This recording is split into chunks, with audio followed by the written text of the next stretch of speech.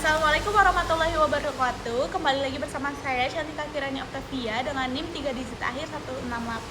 Pada kesempatan kali ini saya mau nge-review kembali salah satu jurnal dosen saya, Bung Yebi Maasan Mayutrudin. Nah, jurnal kali ini itu membahas fenomena penting nih dalam politik Indonesia, yaitu pergeseran ideologi partai politik menjelang pemilu pada tahun 2014 silam. Nah, menurut Mayurudin, banyak partai baik nasionalis maupun Islam itu bergeser ke posisi tengah nih demi memperluas dukungannya. Akibatnya nih ya, batas antara partai ideologis dan partai pragmatis itu jadi kabur rekan-rekan. Nah, masalah yang diangkat adalah hilangnya kejelasan ideologi partai yang terdampak pada menurutnya kepercayaan publik kepada partai politik ini sendiri. Nah, yang saya tangkap ini dalam jurnal ini, tujuan sama metode yang dipakai sama Bung itu ada memetakan ideologi partai-partai peserta pemilu pada tahun 2014 silam. Terus juga ada menjelaskan bentuk serta arah pergeseran positioning ideologi itu sendiri gitu. Nah, Bung Yebi juga menggunakan analisis dokumen nih, khususnya ADART pada partai politik untuk menilai nih bahwasanya dasar ideologi itu dasar ideologi pada masing-masing partai. Nah, fokusnya itu adalah pada partai-partai nasionalis besar kayak PDIP, PKS, Demokrat, Gerindra, kayak gitulah. Nah, terus Bung Yebi itu menggunakan kerangka teoritisnya itu mengacu pada teori Otto tentang catch all party, yaitu partai yang meninggalkan ideologi demi mengejar suara, dan dari teori Anthony Downs itu tentang perilaku rasional partai dalam memperebutkan kepemilikannya. Nah, Bung Yebi juga memanfaatkan peta ideologi partai itu dari Indonesia, dari Faith, terus juga ada Castle sama Events. Nah, sehingga analisis ini tuh kuat secara teori dan relevan secara konteks lokal begitu. Nah, dalam jurnal ini Bung Yebi itu nemuin nih bahwa hampir semua partai itu mengalami pergeseran ke tengah nih. Nah, Bung Yebi ini membagi pola pergeseran ideologi itu jadi 3, ada konservatif,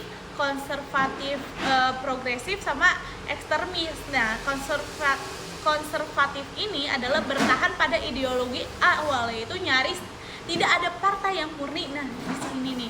Nah, kalau konservatif progresif itu tetap mempertahankan nih akar dari ideologi, tapi menyesuaikan diri kayak PKS sama PDIP. Nah, kalau ekstremis sendiri itu bergeser tajam ke tengah dan kabur ideologinya kayak PPP, terus ada juga PAN kayak gitu.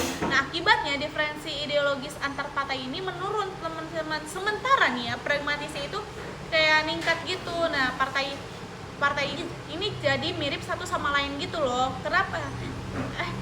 Dan publik itu jadi jadi sulit untuk melihat perbedaan yang jelas di antara mereka begitu. Nah, menurut saya pribadi ya, kekuatan utama jurnal ini adalah ketetapan teori dan konteksnya.